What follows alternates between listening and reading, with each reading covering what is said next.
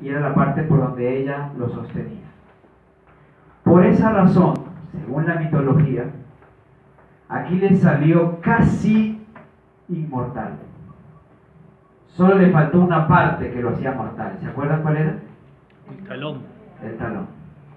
Bueno, la historia nos cuenta, por supuesto ella no pudo introducir el talón, así que Aquiles tenía una parte mortal. Gran guerrero, la historia lo relata como el caudillo de Troya, caudillo de Héctor, príncipe troyano, pero que en la noche de la invasión de Troya, el príncipe Paris disparó una flecha con veneno justo en el talón de Aquiles, y por ende Aquiles murió.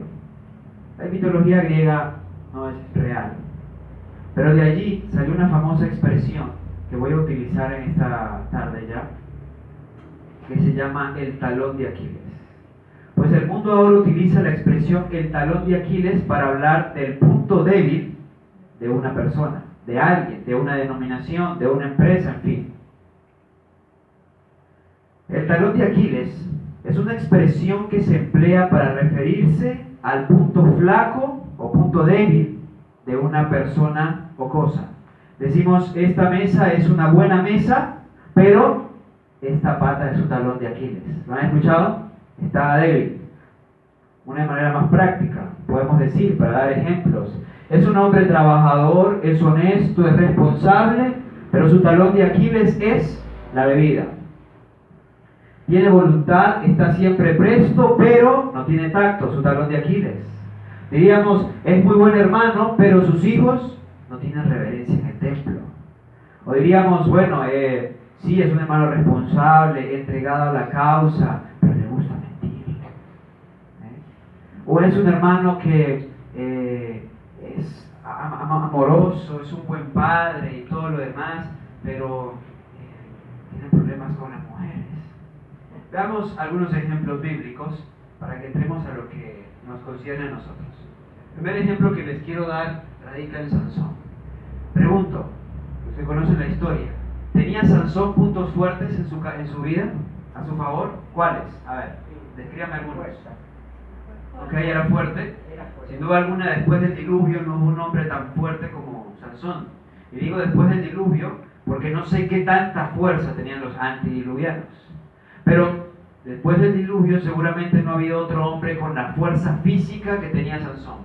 Llamado a ser líder, participante desde el vientre de su madre en la reforma pro salud, apartado para una obra especial. ¿Y sus padres eran padres piadosos o no? Eran padres piadosos. Veamos la historia. Jueces capítulo 13, versículo 2 nos dice, 2 en adelante. Había un hombre de Sora, de la tribu de Dan, el que se llamaba Manoa, y su esposa era estéril y nunca había dado a luz. A esta mujer se le apareció el ángel de Jehová y le dijo, he aquí que tú eres estéril y no has dado a luz, mas concebirás y darás a luz un hijo. El nacimiento de Sansón fue predicho por orden divina. El ángel de Jehová en persona marcó su concepción. Por eso el capítulo de Jueces 13 termina con la declaración. Después de toda la historia, el ángel de Jehová vuelve a aparecer, le da instrucciones de reforma pro salud a la madre para que se alimentara saludablemente y el niño, ¿qué debía hacer? Y terminando el capítulo le dice, y la mujer dio a luz un hijo y le puso por nombre Sansón, y el niño creció y Jehová lo bendijo. ¿Tenía Sansón las condiciones para cumplir un gran propósito, el propósito que Dios tenía con él? Sí. Tenía todas las condiciones para cumplir el noble propósito que Dios tenía para su vida. Pero Sansón tenía talón de Aquiles. ¿Lo recuerdan, verdad? Jueces capítulo 14, primer caso. Y descendió Sansón a Timnat, y vio en Timnat a una mujer de las hijas de los filisteos. Y subió y lo declaró a su padre y a su madre, diciendo, yo he visto en Timnat a una mujer de las hijas de los filisteos, y ahora pues, id y tomádmela por esposa. Ya ustedes vieron aquí, conocen la historia, ¿cuál era el talón de Aquiles de Sansón? ¿Cuál era? Las mujeres, la pasión. Y Sansón no solamente tenía problemas con mujeres, hago un paréntesis relacionado con el tema. Si Sansón hubiese practicado poligamia, hubiese estado con muchas mujeres del pueblo hebreo, ya hubiera sido malo, ¿o no? ¿Sí? Porque el adulterio es pecado, es romper la sagrada ley de Dios.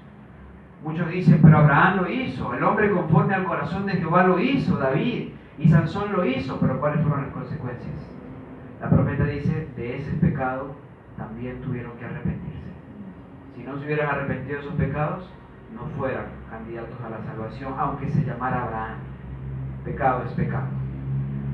Pero para agravar los males, el problema de Sansón no era con las hebreas, ¿era con quién? Con las filisteas, las paganas. Y Sansón, como ustedes conocen la historia en Jueces 14, fue con esta mujer, estuvo con esta mujer, tuvo problemas con la mujer le fue infiel, hubo desastres, hubo guerra, hubo muertos, en fin. Pero Sansón no aprendió. Versículo 3 de Jueces 14 nos dice, y su padre y su madre le dijeron, no hay mujer entre las hijas de tus hermanos, ni en todo nuestro pueblo, para que vayas tú ahora a tomar esposa de los filisteos incircuncisos. Y el problema no radica en la incircuncisión, el problema radica en que Dios les había dicho, no os unáis en yugo desigual. Y la circuncisión caracterizaba a los hebreos. Y Sansón respondió a su padre, tómala para mí, porque ella ha agradado a mis ojos. Ya leíamos una cita de Conflicto de los Siglos donde la profeta dice, los sentidos no son seguros, lo único seguro es la palabra. Los sentidos no son seguros y Sansón se movía por los sentidos. Y como se movía conforme a lo que a sus ojos le agradaba, por eso perdió los ojos. El que se mueva hoy conforme a lo que le agrada a sus ojos, perderá los ojos. Si no los físicos, los perderá los espirituales. Y se cumplirá en nosotros lo que dice Jesús. Tienen ojos, pero no ven. Segundo caso, le fue mal con la primera y no aprendió. Decidió ir un paso más allá. Capítulo 16, versículo 1. Y fue Sansón a Gaza y vio allí a una mujer ramera y se llegó a ella. Gaza, tierra pagana. Otra vez otra pagana. Pero ahora quiso ir un paso más allá. No solo se conformó con que fuera una mujer pagana. Ahora la mujer tenía un oficio particular. ¿Cuál? Era meretriz. Era ramera. Y aquí yo aprendo algo importante. El camino a la apostasía está marcado por pequeños y decididos pasos, uno a la vez. Un principio que tú rompas, una vez que tú rompas los principios establecidos por la palabra en tu conciencia, el siguiente paso será más fácil. Y el siguiente paso será más fácil. Y el siguiente paso será más fácil. ¿Me hago entender? Sansón dio un paso en falso. Y podemos ir desde atrás. Él no tenía nada que hacer en tierras filisteas, pero se fue a visitar a los filisteos, le gustaba la vida de los filisteos. Segundo paso, vio a la mujer. La pidió, la buscó, se unió a ella, después ella tuvo todo el problema que tuvo con ella y volvió a ir a los filisteos y ahora buscó otra. Pero esta era ramera. Le fue mal y en el periodo de un versículo, nos dice el versículo siguiente, después de esto, después de que estuvo con la ramera, aconteció que se enamoró, y miren la expresión que utiliza las escrituras, se enamoró de una mujer en el valle de Soret, la cual se llamaba Dalila. Ustedes conocen la historia, el resto es historia. El diablo dijo con Sansón, a la tercera es la vencida, con la tercera lo venció. Ustedes conocen la historia. Sansón dio su secreto, le cortaron el cabello, lo capturaron, terminó muriendo bajo las ruinas de un templo filisteo. El Señor le dio tuvo misericordia de él para que muriera con algo de respeto y mató a muchos filisteos. Pero un día, nos cuenta la profeta, Sansón se arrepintió y alcanzó la salvación. Bendita gracia del Señor. Sansón llegará a las mansiones eternas y Sansón mirará la corona de Pablo, la de Moisés. y sabrá que la de él debió haber sido tan resplandeciente como la de estos otros hombres. Pero no lo es, porque a diferencia de Moisés y Pablo, Sansón fue derrotado por su talón de Aquiles, su punto débil. Aunque era muy fuerte físicamente, era muy débil espiritualmente. Lo que no venció, lo venció a él. Lo que él no venció, después lo venció. Todos estaremos contentos en el cielo con la corona que el Señor nos colocará. Pero sé que algunos de manera especial, como Sansón, que fue llamado a cumplir un propósito muy elevado en Israel, se lamentará porque sabrá que él fue llamado a algo mucho mayor que no cumplió. Bien, Dalila fue la clave y Sansón terminó perdiendo el propósito al cual Dios lo había llamado. Mi padre me decía, creo que lo he compartido algunas veces, mi padre me decía: hijo, el sabio aprende de los errores de los demás, el inteligente aprende de sus propios errores y el bruto simplemente no aprende. Sansón no fue sabio porque no aprendió de los errores de los demás. Detrás de él había estado Gedeón, que había cometido el mismo pecado con muchas mujeres y tuvo problemas. No aprendió de sus propios errores, falló una vez, falló otra vez y buscó la tercera, y si tenía cuarta, capaz que buscaba la cuarta. ¿En dónde quedó Sansón? Según el dicho de mi padre, quedó en el grupo de los que no aprenden bajo ninguna circunstancia. Le aprendió ya cuando era tarde, no había vuelta atrás. Nos dice la profeta en Patriarcas y Profetas, página 611. Físicamente fue Sansón el hombre más fuerte de la tierra, pero en lo que respecta al dominio de sí mismo, la integridad y la firmeza, fue uno de los más débiles. Y miren esta cita que me encanta. Página 613, el mismo libro. Aquellos mismos, y atención, David, Gustavo, Ana, Erika, todos los que somos llamados para cumplir un propósito para el Señor. Aquellos mismos a quienes Dios quiere usar como sus instrumentos para una obra especial, son los que con todo su poder Satanás procura extraviar. Normalmente, hermanos, nosotros le echamos la culpa a Satanás de todo. La verdad es que Satanás, algunos de nosotros quizás ni nos conocerá, porque él no es omnipresente. No sé si ustedes lo habían analizado. Él no puede estar en todas partes. La omnipresencia es un atributo de la deidad. Satanás no pertenece a la deidad. Y como él no puede estar en todas partes, sí tiene un demonio para cada uno. Pero de manera especial, Satanás en persona busca a aquellos quienes se están convirtiendo en una piedra en el zapato para su obra. La historia nos cuenta, ustedes recordarán el relato histórico, que Satanás se le apareció a Martín Lutero en el castillo de Warburg, ¿recuerdan? Lutero estaba traduciendo la Biblia. Lutero estaba haciendo temblar la Iglesia Universal. Los cimientos mismos de Roma, Lutero lo estaba sacudiendo. Satanás sabía que su reinado de terror de 1200 años estaba en fuego. Y en persona se le apareció a Lutero, y nos dice la historia que Lutero, fiel a su temperamento, agarró el tintero y se lo tiró.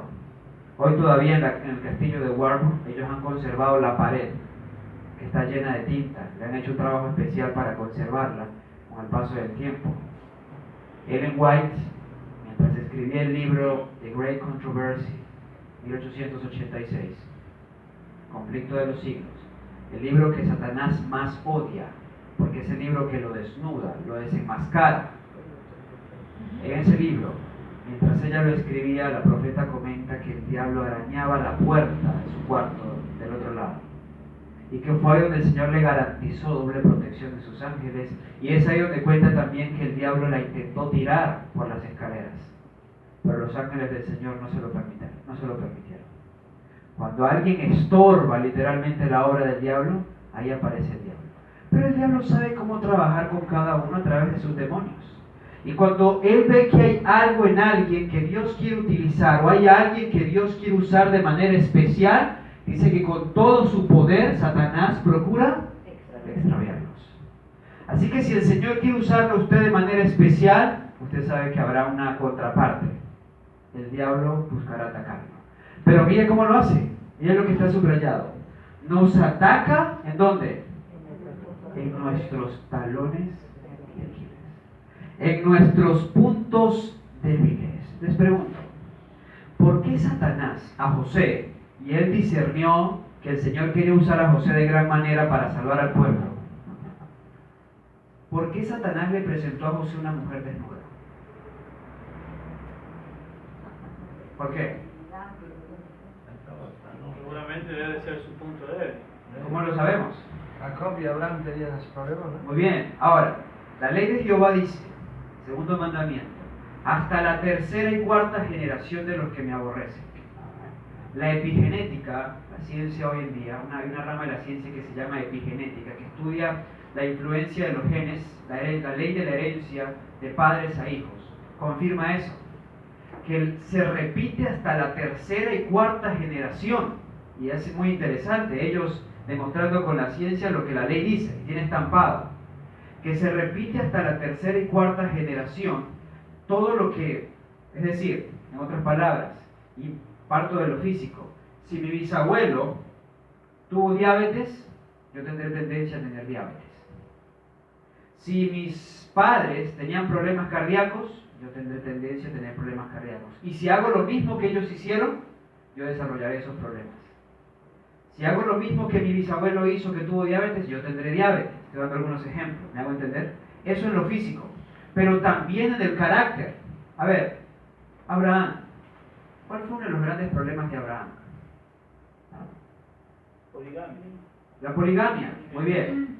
Y la poligamia trajo consecuencias hasta hoy. Por eso hoy tenemos al mundo árabe y el mundo hebreo en guerra. Bien, por la poligamia de Abraham.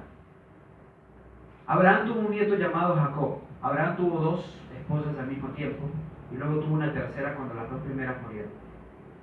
Vamos al nieto, Jacob. ¿Cuántas mujeres tuvo Jacob? 4. Y conocemos en la Biblia el testimonio de los hijos de Jacob. Rubén se acostó con una de las esposas de su padre. Judá tenía una y otra esposa, y una vez nos dice en la Biblia que iba caminando por un camino, obviamente, y estaba a orilla del camino una ramera, y él se llegó a ella y se acostó con ella no sabiendo que era su nuera. Ese era el desastre genética que arrastraba José, los que estaban con él y detrás de él. Había una tendencia marcada en cuanto a las mujeres. Por eso Satanás sabía que tenía que tocar ese punto. Una mujer desnuda delante de él. Por gracia del Señor, José cortó la cadena de maldición que venía sobre él. Pero sabía Satanás dónde atacarlo. Ahora, ¿por qué a Daniel no lo atacó con mujeres? ¿Por qué a Daniel no lo atacó con mujeres? Uno, no era su punto débil, quizás no solamente por la parte genética, sino también porque estaba imposibilitado. Recuerden que Daniel era eunuco. Ahora sí lo atacó por el otro gran apetito, la comida. Satanás sabe a dónde va a atacar a cada quien y él conoce las leyes de causa-efecto. Él sabe lo que había en nuestros padres, él sabe lo que estaba antes de nosotros, él sabe lo que hemos heredado y no le vamos a echar toda la culpa a nuestros padres, y lo que hemos cultivado nosotros mismos, que no tenían nuestros padres. Él lo conoce bien, por eso él nos ataca en nuestros puntos débiles. ¿Sí? Disculpe, hermano, ¿cuál es el punto débil de la iglesia ahora? ¿Perdón? ¿Cuál es el punto débil de la iglesia? Sí. Bueno, a ver, voy a avanzar con el tema. Dice, nos ataca en nuestros puntos débiles y obra por medio de los defectos de nuestro carácter para obtener el dominio de todo nuestro ser, pues sabe que si conservamos estos defectos, Él tendrá éxito. Él sabe dónde va a atacar. Él sabe si yo soy impaciente, Él sabe si yo soy mentiroso, Él sabe si yo tengo problemas con el género opuesto, Él lo sabe bien. Incluso, y como están las cosas hoy, hasta si tengo problemas con los de mi mismo sexo. Él lo sabe. Él sabe dónde va a tocar. Él sabe dónde va a atacar. Por eso, ese es otro tema. Nosotros con frecuencia exhortamos a cada uno a revisar la ley de la herencia en sus vidas, que han recibido de sus padres. Yo veo a mi padre, lo veía, ya falleció, y yo sé en dónde Satanás me va a atacar. Y me atacaba ahí. porque él sabe que ese es un talón de Aquiles para mí. Lo que heredé y por supuesto lo que he cultivado yo mismo. Otro caso, segundo caso, Judas Iscariote. ¿Era Judas un hombre virtuoso? Sí. Sí, era virtuoso. Vemos el primer caso de Judas. ¿Judas tenía problemas con las mujeres? No. Judas tenía otro tipo de problema. Mateo 8, versículos 19 y 20 nos dice lo siguiente. Y acercándose un escriba le dijo: Maestro, te seguiré a donde quiera que vayas. Jesús le dijo: las zorras tienen guaridas y las aves del cielo nidos, pero el Hijo del Hombre no tiene dónde recostar su cabeza. La Biblia no nos dice quién era este escriba y no nos dice por qué Jesús le respondió de esa manera. La revelación nos amplía. Deseaba toda la gente, página 260. Mientras Jesús estaba preparando a los discípulos para su ordenación, un hombre que no había sido llamado se presentó con insistencia entre ellos. ¿Era quién? Judas Iscariote, hombre que profesaba seguir a Cristo y que se adelantó ahora para solicitar un lugar en el círculo íntimo de los discípulos. Con gran fervor y aparente sinceridad declaró, y aquí cita Mateo 8, ¿ven? Maestro, te seguiré donde quiera que fueres. O sea que Judas era escriba. Jesús no le rechazó ni le dio la bienvenida, sino que pronunció tan solo estas palabras tristes: las zorras tienen cavernas y las aves de los cielos nidos, mas el Hijo del Hombre no tiene donde recueste su cabeza. En otras palabras, Judas le dijo: Señor, te seguiré a donde fueras. Jesús le dijo: yo no tengo nada. ¿Por qué Jesús le respondió así? Porque el Señor Jesús sabía cuál era su talón de Aquiles. Miren lo que nos dice la misma página. Judas creía que Jesús era el Mesías. ¿Lo creía? Sí. Y uniéndose a los apóstoles, esperaba conseguir un alto puesto en el nuevo reino. Así que Jesús se proponía desvanecer esta esperanza, declarando su pobreza. Los discípulos anhelaban que Judas llegase a ser uno de ellos. Parecía un hombre respetable, de agudo discernimiento y habilidad administrativa. Y lo recomendaron a Jesús como hombre que le ayudaría mucho en su obra. Les causó pues sorpresa que Jesús le recibiese tan fríamente. ¿Cuál era su talón de Aquiles? Segundo caso. San Juan 12, versículos 3 al 6. Entonces María Magdalena tomó una libra de perfume de nardo puro, de mucho precio, y ungió los pies de Jesús, y se los enjugó con sus cabellos, y la casa se llenó del olor del perfume. Y dijo uno de sus discípulos, Judas Iscariote, hijo de Simón, el que le iba a entregar: ¿por qué no se ha vendido este perfume por 300 denarios para dárselo a los pobres? Gracias a Judas conocemos el precio del perfume. Ese perfume valía el salario de un año. Un denario era la paga del jornal. 300 denarios era el salario de un año. El año judío tenía 360 días, pero obviamente ellos no trabajaban los sábados. Era prácticamente el salario de un año el que María invirtió en el perfume que le entregó a Jesús. A mí primero me da una valiosa lección. A Jesús se le da lo mejor, no lo que te sobra. Al Señor Jesús se le da lo mejor, no lo que sobra. Pero Judas nos dice: ese dinero se lo pudimos haber dado a los pobres. Aparentemente el razonamiento es válido, ¿verdad? El salario de un año. ¿Cuántos pobres no podían comer con 300 denarios? Pero dijo esto no porque le importasen los pobres, sino porque era ladrón y tenía la bolsa y sustraía de lo que se echaba en ella. En algo que aún no entiendo, pero sé que es verdadera educación, Jesús, sabiendo que era su talón de Aquiles, le entregó la administración del sostén propio. Jesús fue el fundador del sostén propio. Bueno, primero fue Samuel, en el Nuevo Testamento fue Jesús. Fue a la iglesia no quiso escuchar y Jesús le tocó irse a Galilea. Jesús creó el sistema del sostén propio y en el sistema del sostén propio tenía la administración y la administración se le entregó a Judas. Tenía su cuerpo de evangelista, tenía 70 y tenía los 12 cercanos. Pero la administración de toda la obra de sostén propio que él encabezaba se le entregó al hombre cuyo talón de Aquiles era el dinero. Verdadera educación, yo aún no lo entiendo. Jesús lo hizo. Tercer caso, Mateo 26, versículos 14 al 16. Entonces, uno de los 12, que se llamaba Judas Iscariote, fue a los principales sacerdotes y les dijo: ¿qué me queréis dar y yo os lo entregaré? Y ellos le pesaron 30 piezas de plata y desde entonces buscaba oportunidad para entregarle. Al final su talón de Aquiles lo llevó incluso a vender a su maestro. Nos dice la profeta: Judas poseía cualidades valiosas, Consejo sobre Mayordomía Cristiana, página 232. Pero en su carácter habían algunos rasgos que debían ser extirpados antes que él pudiera salvarse. ¿Me es sorprendente que hay personas que enseñan hoy? Me es sorprendente que hay personas que enseñan hoy que tú puedes alcanzar el reino de los cielos con defectos de carácter. La profeta dice: habían algunos rasgos que debían ser extirpados antes que él pudiera salvarse. Su gran tendencia heredada y cultivada hacia el mal era ¿cuál? La codicia.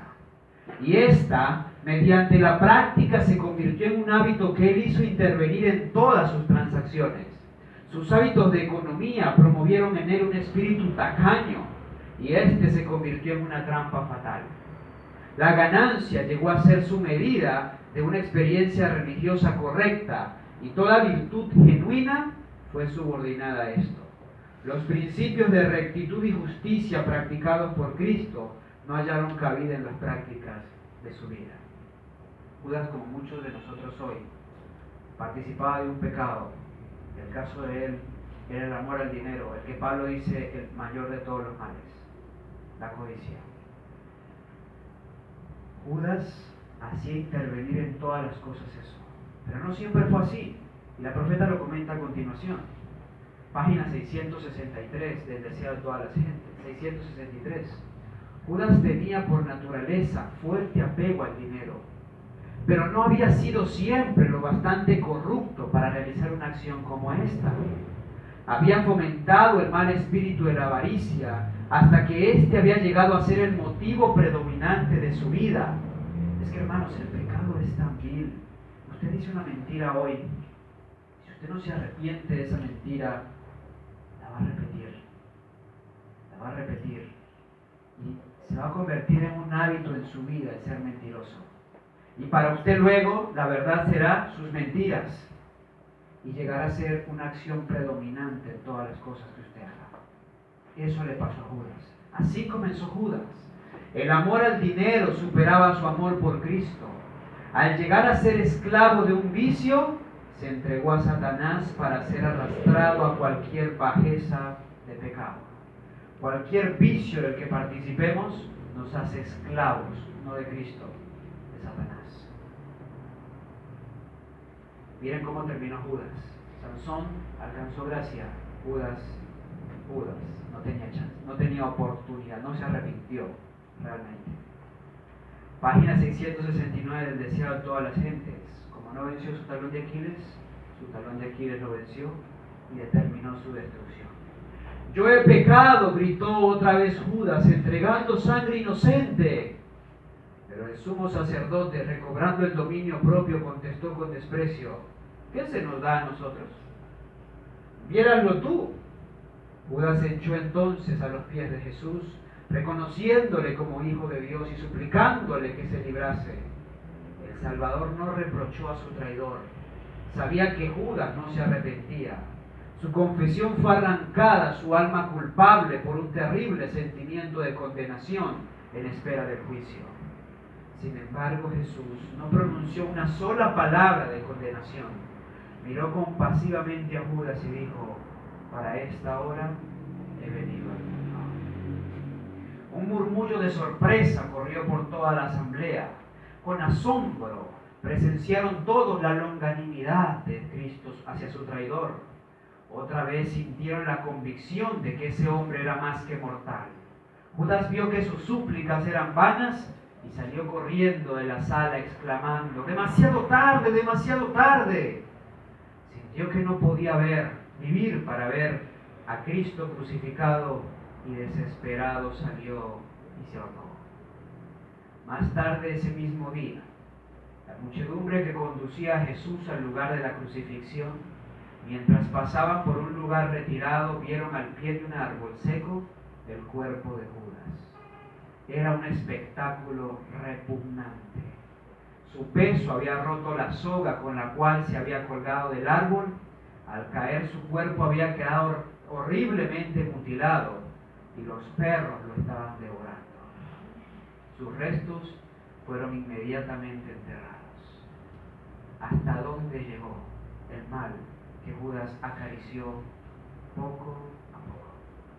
Hasta que se convirtió en lo predominante en sus vidas. Entremos a las citas cumbres y finales del tema. Camino a Cristo, página 31, nos dice lo siguiente: cuidado de las dilaciones. Con frecuencia nosotros retardamos. El Señor nos habla, el Espíritu Santo nos convence de pecado, justicia y juicio, y sin embargo retardamos el abandono del pecado. Cuidado con las dilaciones. No posterguéis la obra de abandonar vuestros pecados y buscar la pureza de corazón por medio de Jesús. Aquí es donde miles y miles han errado para su perdición eterna. Aquí es donde miles han errado y nosotros también podemos errar allí y perdernos por la eternidad. Cuidado con las dilaciones, dice la profeta. No insistiré sobre la brevedad e incertidumbre de la vida. ¿Quién tiene el mañana seguro? ¿Quién sabe si hoy nos alcanza la muerte y morimos en pecado? ¿Quién lo sabe? Por años en Venezuela nos marcó mucho una historia que pasó aproximadamente en el año 2004, un anciano de iglesia muy querido. Trabajó mucho tiempo en la iglesia central, llevando almas y demás, pero acariciaba un talón de Aquiles parecido al de Sansón. A este hombre le gustaba visitar los burdeles, los lugares donde se encuentran con las prostitutas. Las visitaba en secreto y tenía ese pecado, y se encontraba con muchas de ellas en hoteles y demás. El hombre no abandonó su pecado, y un día le dio un paro cardíaco, estando en un hotel con una de sus compañeras. No sé cuántas veces este hombre recibió la voz del Espíritu Santo. De que la recibió invitándole a abandonar su pecado, a confesar su pecado y abandonar ese camino. No lo hizo, seguramente creyó que tenía mañana, y un día la muerte lo sorprendió en pleno acto pecaminoso. Ustedes ya conocen las consecuencias. No insistiré, dice la profeta, sobre la brevedad e incertidumbre de la vida. Pero hay un terrible peligro, un peligro que no se entiende suficientemente, en retardarse en ceder a la invitación del Espíritu Santo de Dios, en preferir vivir en el pecado, porque tal demora consiste realmente en eso. El pecado, por pequeño que se suponga, no puede consentirse sino a riesgo de una pérdida infinita. Y miren cómo dice: lo que no venzamos, nos vencerá y determinará nuestra destrucción. ¿Es sólido lo que dice la profeta? Lo que no venzas, te vencerá y determinará tu destrucción. Cuando el pueblo de Israel salió de Egipto, el Señor le dijo, en algo que muchos no entienden: lleguen a Canaán, no perdonen a nadie, maten todo, ancianos, niños, mujeres, hombres, hasta los animales, mátenlos. Las personas dicen, eso es cruel de Dios. Dios le había dado 430 años de tiempo de gracia al cananeo. Abraham les predicó, recibieron el mensaje, pero estaban tan empedernidos en el pecado que el Señor sabía que no había vuelta atrás. Y si los dejaba ahí en la misma tierra con el pueblo de Israel, el pueblo de Israel se contaminaría. Lo que terminó pasando. Por eso el Señor les dijo, acaben con todo. Venían con fuerza, con el poder del Señor y tenían la orden de extirparlo todo. Pero decidieron razonar por ellos mismos y dijeron, pero en vez de matarlos, a ver, sus animales nos sirven para nuestros holocaustos. Y los recursos de ellos nos van a servir a nosotros para que crezcamos como nación. Dejaron vivos a los filisteos, a los amonitas, a los moabitas. Termina el libro de Josué, comienza el libro de Jueces. Y vemos que la historia se invirtió. Los que debieron haber sido extirpados, no fueron extirpados. Crecieron como nación y se cambiaron los papeles. Ellos manejando al pueblo de Israel. Los que no vencieron, vinieron luego a ser vencedores. Por eso cuando Dios nos dice a nosotros, es hora de vencer este pecado, nos lo muestra a través de su Espíritu Santo, debemos tomar resoluciones firmes en esa dirección. Miramos algunas cositas que dice. Miren esta. A ver. Joya de los Testimonios, tomo 1, página 172. Todas las jóvenes, personas de edad, esta cita es muy impactante. Vi a David suplicando al Señor que no le abandonase cuando fuese viejo. ¿Por qué? Vi qué causa le arrancaba esta ferviente oración. Veía él que la mayoría de los ancianos que lo rodeaban eran desgraciados y que las características desfavorables de su carácter se intensificaban especialmente con la edad. ¿Es eso verdad o no? Si de joven es mentiroso, y cuando llega a la edad de la senectud, será un viejito más mentiroso todavía. Y si, ustedes lo ven, todo lo que ha desarrollado en su juventud y en la adultez, se multiplicará en la vejez. Ustedes ya se imaginarán cómo era la mamá María en la juventud. Todo lo que ustedes han multiplicado hoy fue en el pasado. Y así es en todo caso. Ustedes ya lo ven. Lo que no venzamos, lo vencerá. Si siembra, Pablo lo dice en otras palabras, si siembra amor, bondad, misericordia, paciencia, eso será. Si no siembra eso, pues será lo opuesto. Ustedes no han estado con personas, yo he visitado incluso ancianatos, he estado con muchas personas de edad, que cuando llegan a la edad, a esta edad avanzada, la edad de oro, como le dice la profeta, son terriblemente, pero malos en algunas cosas específicas. De repente gruñones, molestos, mentirosos, en fin, porque se multiplicó lo que durante la juventud y la adultez separaron. Por eso fue que David clamó al Señor que lo librara de esa experiencia. Y el Señor le dijo, bueno, vence tus pecados ahora. Vence todos esos males ahora para que no lleves esa vida desgraciada más adelante. Si por naturaleza las personas eran avarientas y codiciosas, lo eran hasta un punto muy desagradable en su vejez. Si eran celosas, inquietas e impacientes, lo serán especialmente en la edad provecta. ¿Cómo vencemos? A fin de conocerle, jueves 22 de julio. Decidid que no os airaréis, que no seréis autosuficientes, que no obraréis apresuradamente ni seréis dominantes. Si este es vuestro punto débil, cuidad de ese punto como se cuidaría un miembro fracturado. Cuando el Señor nos muestra a nosotros, y eso es obra del Espíritu Santo, cuáles son nuestros talones de Aquiles, nuestros puntos débiles, la profeta dice, cuida ese punto débil como cuidarías un miembro fracturado. Cuando uno tiene un miembro fracturado, no sé cuántos aquí han sufrido fractura, yo he sufrido doble fractura en mi niñez en el radio, hueso del antebrazo.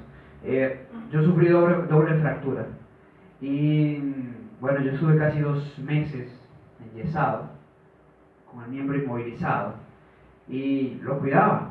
No escribía con él, no lo utilizaba prácticamente para nada porque era un miembro que estaba débil. Un consejo práctico: si usted tiene un problema específico en cuanto a algo, cuide ese punto. Jesús lo dijo en otras palabras: si tu ojo derecho te molesta, sácalo, porque mejor es entrar tuerto al reino de Dios que perderse con los dos ojos. Y si tu mano derecha te molesta, córtala, porque mejor es entrar con una mano al reino de Dios que con las dos perderse. Ojo, es simbólico, no es literal, por si acaso. Pero lo que está expresando es: si has visto, a ver, doy un ejemplo cualquiera para tratar de ilustrar eso. El Espíritu Santo habla a sus corazones. Si has visto que tu talón de Aquiles es que eres intemperante con la comida, aléjate de la cocina en horas que no sean de comer. Si has visto que tu talón de Aquiles es que te relacionas, tienes tendencia a hacerlo infiel a tu esposa, aléjate del sexo opuesto. La única con la que tienes que estar es con tu esposa. Evita intimidad con el sexo opuesto y cualquier tipo de intercambio de mensajes. Y ojo maridos y ojo mujeres, con el mensaje que Cristo te ama, que el Señor te bendiga. El ministerio con las mujeres lo hacen las mujeres, el ministerio con los hombres lo hacen los hombres. ¿Está bien? A no ser que sea su pareja. Son consejos que da la profeta. Consejos que da la profeta. Si usted ha visto que tiene problemas, me ocurrió un hombre homosexual, una vez lo conté, en Caracas, Venezuela, en la costa colombiana, por un hombre homosexual. Su esposa le descubrió, su esposa se dio cuenta que él era infiel, pero no era una infidelidad común, era una infidelidad con otro hombre. La mujer creyente, una buena mujer, queriendo salvar su hogar, queriendo que el Señor restaurara a su esposo y padre de sus hijos, buscó ayuda. Cuando comenzamos a hablar con el esposo, que en teoría quería salvar su hogar, pues mientras estuvimos románticos con lo de Jesús, que Jesús puede restaurar y sanar, pues todo bien, ¿no? Pero cuando le dijimos lo que él tenía que hacer, ahí ya no quiso. Le dije: saque el ojo. Cuando llegamos a esa parte, saque el ojo. ¿Dónde se encuentra usted con ese hombre? En tal club social. Dejé de asistir a ese club. No, pero ¿cómo yo voy a dejar de asistir al club? Era vicioso de la pornografía homosexual. Retire el internet de su casa. Cancele el internet. No se pega el internet mientras el Señor hace trabajo de restauración en usted. No, ¿cómo yo voy a dejar el internet? No quiso sacar el ojo. Le di una serie de recomendaciones, no quiso sacar el ojo ni cortar la mano. Me di cuenta, este hombre no quiere ser restaurado. Por supuesto, su esposa, por su hogar, por sus hijos, por ella misma, se separó. ¿El hombre cometió adulterio o no? Sí, cometió adulterio. Es un adulterio más aberrante aún, ¿no? Todo adulterio es transgresión de la ley. Este es, tiene un doble pecado. El último que supe de este hombre, como la mayoría de los que participan de este pecado, era que había adquirido virus de inmunodeficiencia humana adquirida, VIH o SIDA. Y de eso pereció. Se le dijo en su momento qué debía hacer para poder obtener victoria sobre ese pecado. No quería tener victoria. Su corazón está empernecido en el pecado. No subestiméis la importancia de las cosas pequeñas porque sean pequeñas. Por más pequeño que sea el pecado, aparentemente pequeño, pecado es pecado delante del Señor.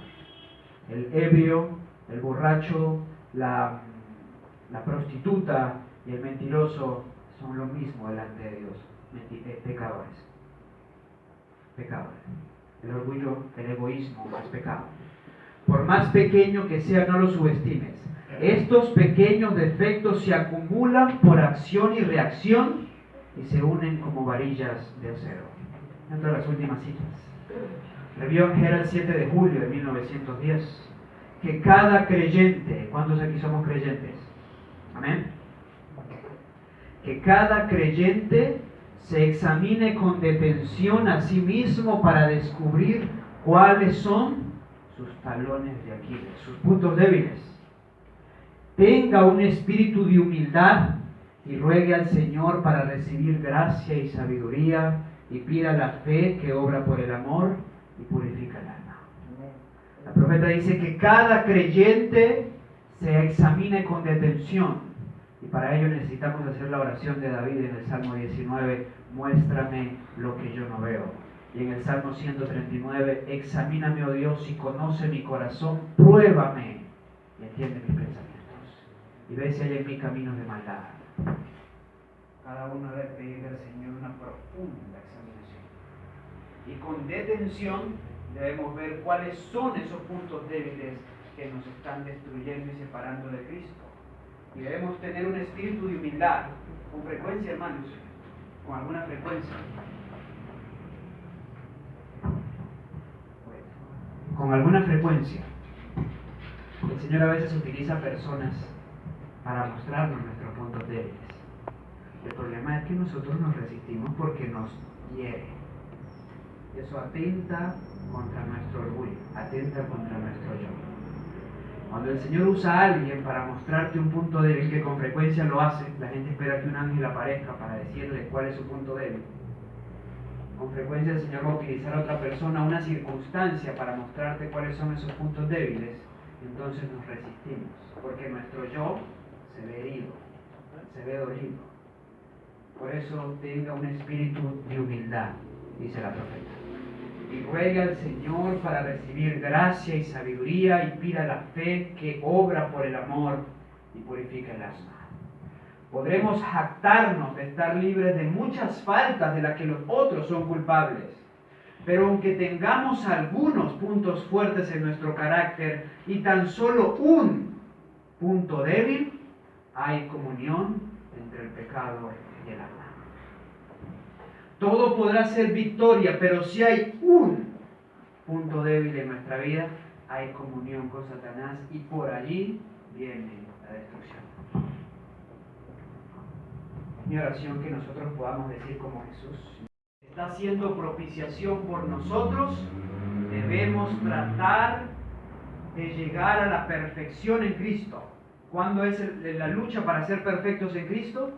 Ahora que hay sumo sacerdote interviniendo por nosotros. Nuestro Salvador no pudo ser inducido a ceder a la tentación, ni siquiera en pensamiento. Satanás no pudo encontrar nada en el Hijo de Dios que le permitiese ganar la victoria. Por eso Jesús dijo: viene el príncipe de este mundo, mas no tiene nada en mí.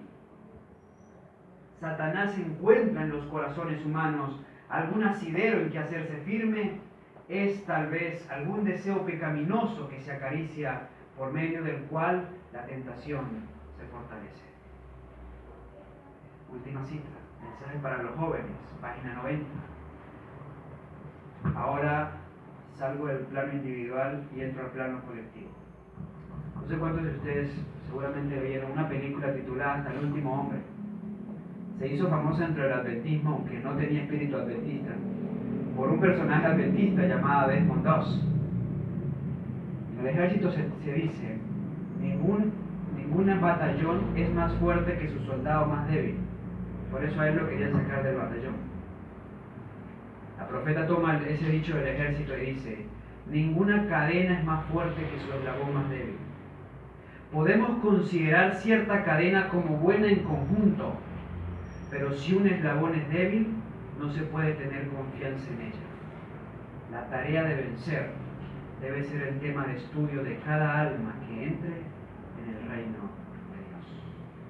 Para que podamos tener victoria como individuos, como grupo, como remanente. Remanente será el remanente porque habrá vencido por la gracia del Señor todos los puntos débiles. Y esa cadena será sólida, irrompible, unidos en la verdad del tercer ángel. La tarea de vencer debe ser el tema de estudio de cada alma que entre en el reino de Dios. Mis queridos hermanos, lo que no venzamos nos vencerá y determinará nuestra destrucción. ¿Qué pecado hay en nuestras vidas? ¿Qué pecado hay en nosotros? ¿Qué hay en nosotros que le pertenece a Satanás, que no nos deja disfrutar de la plenitud de la experiencia de Cristo? ¿Qué pecado estamos acariciando? ¿Qué mentira guardamos? ¿Qué engaño guardamos? ¿Estamos defraudando? ¿Estamos practicando extorsión? ¿Algún tipo de robo? ¿Estamos practicando algún tipo de infidelidad? Estamos amando las cosas del mundo por encima de las cosas de Dios. En fin, estamos amando las cosas del mundo. ¿Qué hay en nosotros que el diablo pueda utilizar para destruirnos? No lo olviden.